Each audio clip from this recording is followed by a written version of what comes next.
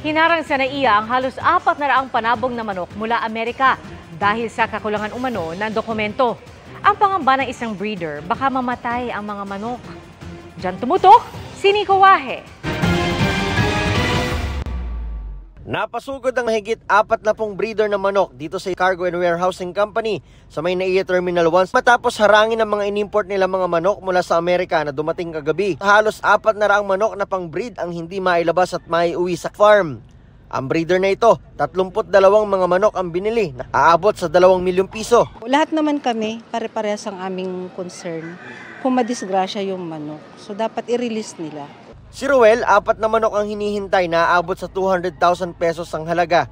May malaki ang puhunan sa bawat manok na yan. Paano pag namatay manok namin, saan kami maghahabol? Ayon sa consignee ng shipment na si Juan Bacar Jr., tila harassment ang ginagawa sa kanila ng Bureau of Animal Industry. Nagpatawag pa raw ng PIDEA para tignan kung may illegal na drogang kasama ang shipment.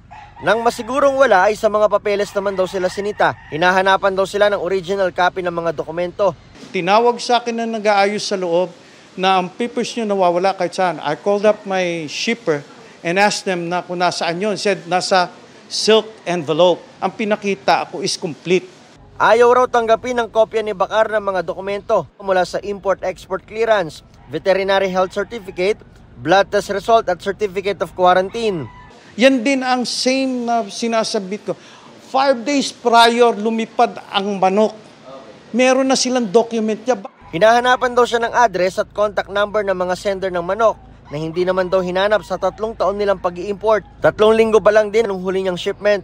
Kung may new memorandum, you have to post it, di ba? 7 days before you do it. Down? Wala.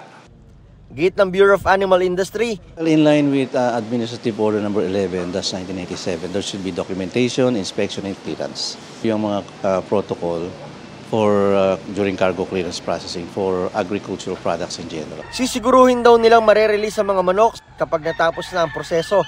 No comment naman sila sa paratang ni Bacar na harassment ang ginagawa sa kanila. Para sa GMA Integrated News, Nico Wahe, nakatutok 24 oras.